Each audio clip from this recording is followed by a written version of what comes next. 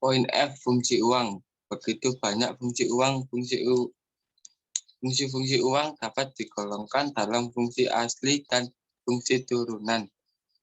Yang termasuk fungsi asli uang adalah sebagai alat tukar dan alat satuan hitung, sedangkan fungsi turunan mencakup standar atau ukuran pembayaran yang ditunda, alat menyimpan kekayaan, dan alat mengalih kekayaan. A. Alat tukar. Fungsi uang sebagai alat tukar tidak diragukan lagi. B. Alat satuan hitung pengukur nilai. Sebagai satuan hitung, uang digunakan untuk menghitung harga sebuah barang. C. Standar atau ukuran pembayaran yang ditunda. Standard of deferred payment. Dalam fungsi ini, uang digunakan untuk menyatakan ukuran uang. D.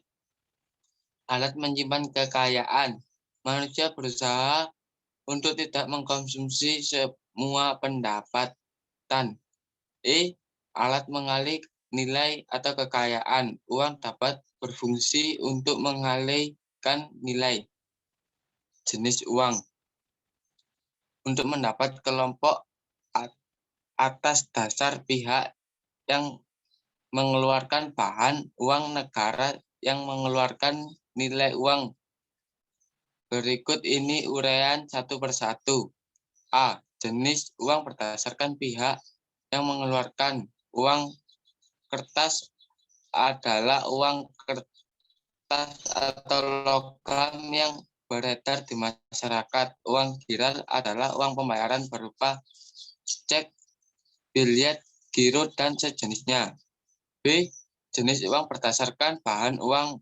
Uang logam adalah uang yang bahannya terbuat dari logam berupa emas, perak, atau logam lainnya yang beredar sebagai pembayaran. Uang kertas adalah uang yang berbahan terbuat dari kertas serta pembayaran. Uang kertas ada jenis uang berdasarkan negara yang mengeluarkan. Uang dalam negeri adalah yang dikeluarkan oleh negara yang bersangkutan. Uang luar negeri adalah uang yang beredar dalam suatu negara, tetapi yang mengeluarkan adalah negara lain. D. Jenis uang berdasarkan nilai uang. Uang nilai penuh full body money adalah uang yang bahannya nilai intrinsik sama dengan nilai nominal atau nilai penuh yang terdapat pada standar emas. Uang tidak bernilai penuh adalah uang yang bernilai bahannya nilai intrinsik lebih kecil daripada nominalnya.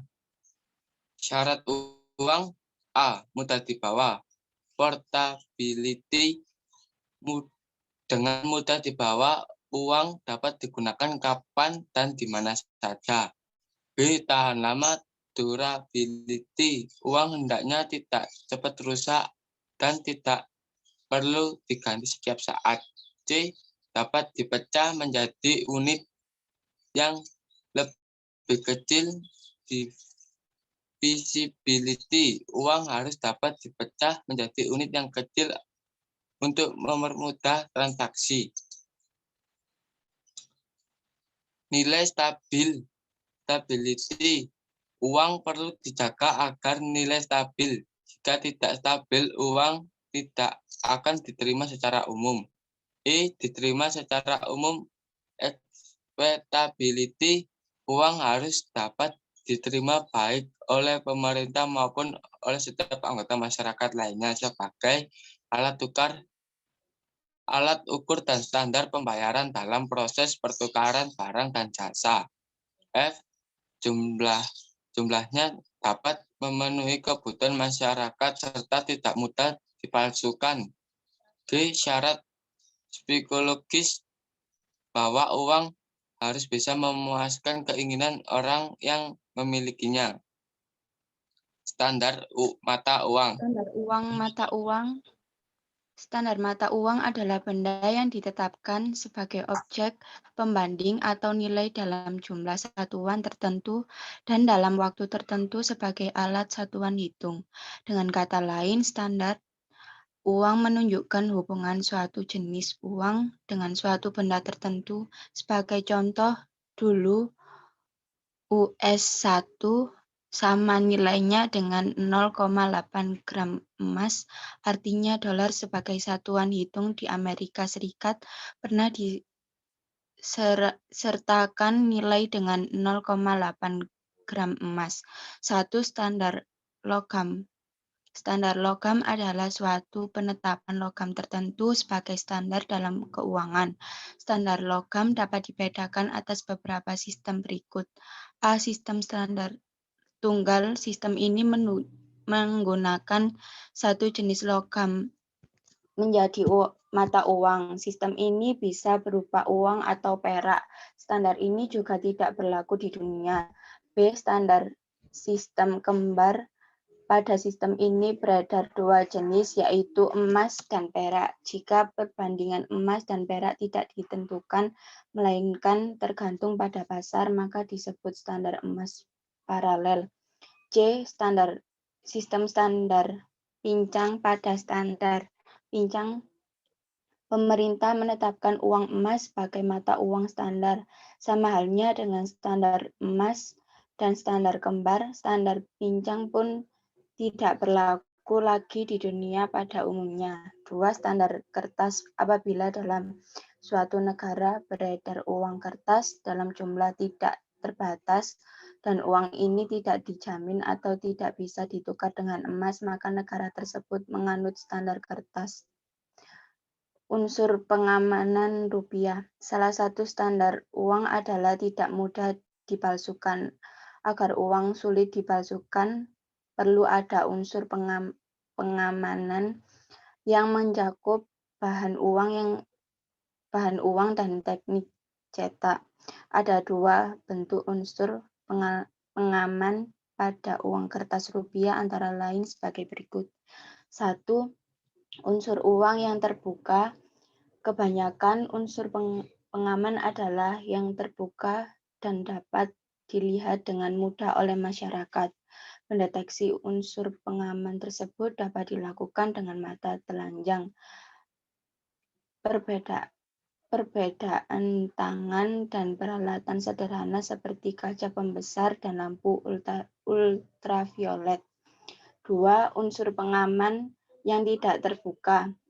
Pendeteksi unsur pengamanan yang tidak terbuka hanya dapat dilakukan dengan mesin yang memiliki sensor dengan tingkat kepastian dan kecepatan yang tinggi dan mengetahui unsur pengaman tersebut. Dalam melakukan pemilihan unsur pengaman uang kertas, pada umumnya ada dua hal utama yang ditimbangkan antara lain sebagai berikut. 1. Semakin besar normal pecahan, semakin diperlukan untuk pengaman yang lebih baik, kompleks, dan canggih. 2. Untuk pengaman yang dipilih berdasarkan pada hasil penelitian dan perkembangan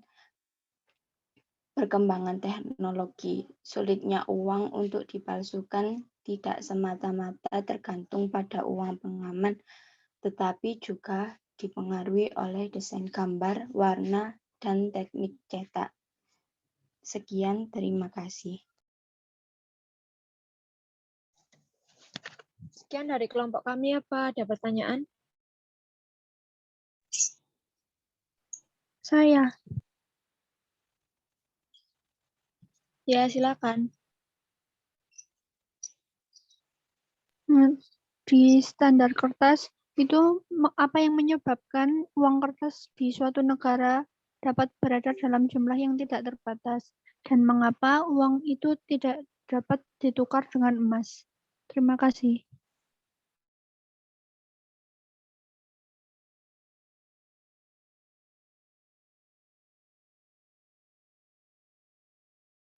Sebentar.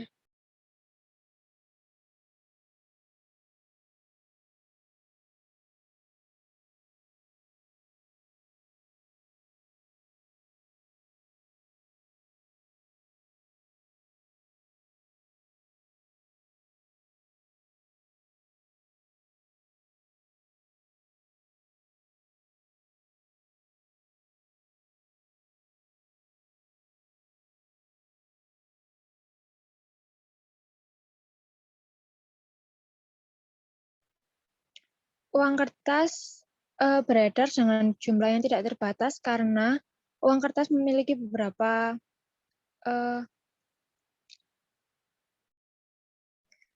kelebihan, yaitu yang tadi kita sudah bacakan, mudah dibawa kemana-mana.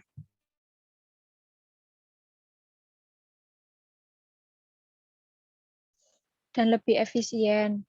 Jadi, di setiap negara lebih memilih menggunakan uang kertas karena lebih efisien untuk masa sekarang ini.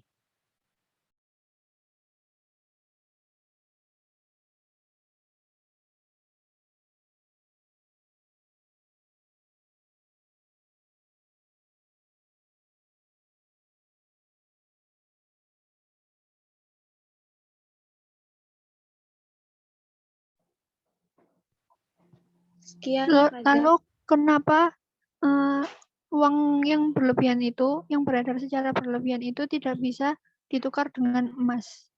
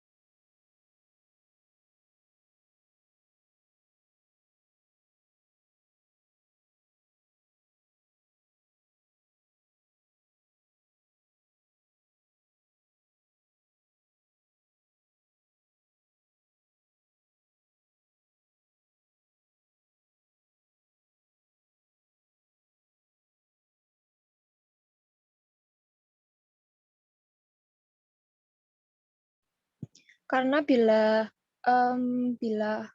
uang itu tadi pengeluarannya terlalu banyak, tidak bisa ditukar dengan emas karena nanti mata uangnya nanti tidak seimbang.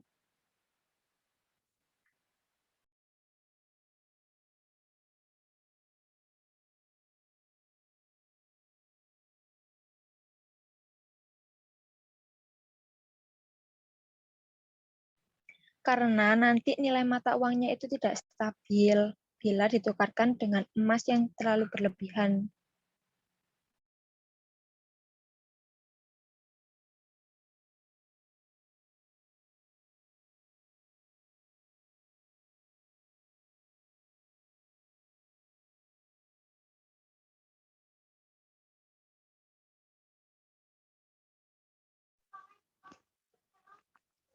Namun di sisi lain, pemerintah juga perlu menjaga agar persediaan emas negara tetap berada dalam jumlah yang mencakup untuk melakukan transaksi jual beli.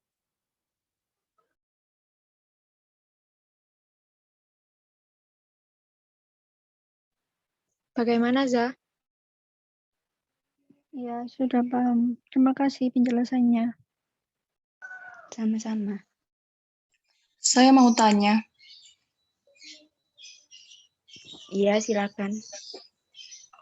Untuk standar mata uang kan ada standar uang logam dan standar uang kertas.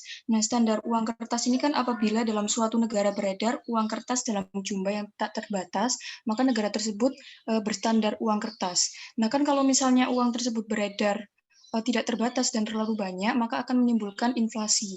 Nah, bagaimana kebijakan dari negara berstandar uang kertas ini untuk menyikapi masalah tersebut atau menghindari masalah tersebut?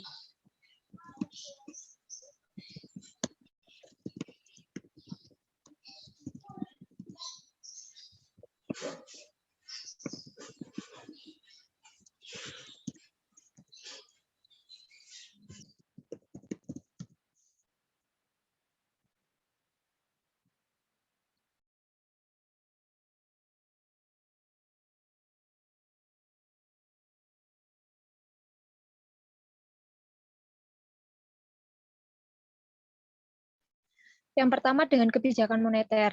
Kebijakan moneter adalah suatu segala bentuk kebijakan yang diambil pemerintah di bidang moneter atau keuangan, yaitu kebijakan penetapan persediaan kas. Bank sentral dapat diambil kebijakan untuk mengurangi uang yang beredar dengan jalan menetapkan persediaan uang yang beredar dan menetapkan persediaan uang kas pada bank-bank. Dengan mengurangi jumlah uang beredar, inflasi dapat ditekan. Yang kedua, kebijakan diskonto. Untuk mengatasi inflasi, Bank Sentral dapat menetapkan kebijakan diskonto dengan cara meningkatkan nilai suku bunga. Tujuannya agar masyarakat terdorong untuk menabung.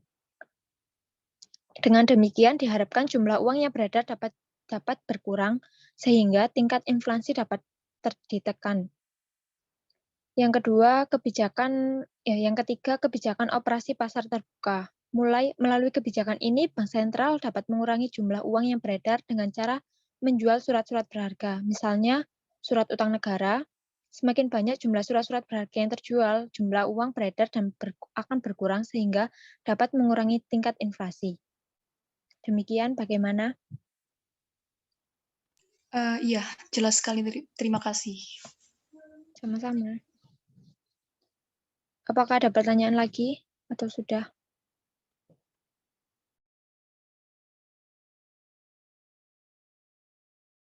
Sudah. Baiklah, kalau tidak ada, sekian dari kelompok kami. Terima kasih. Wassalamualaikum warahmatullahi wabarakatuh.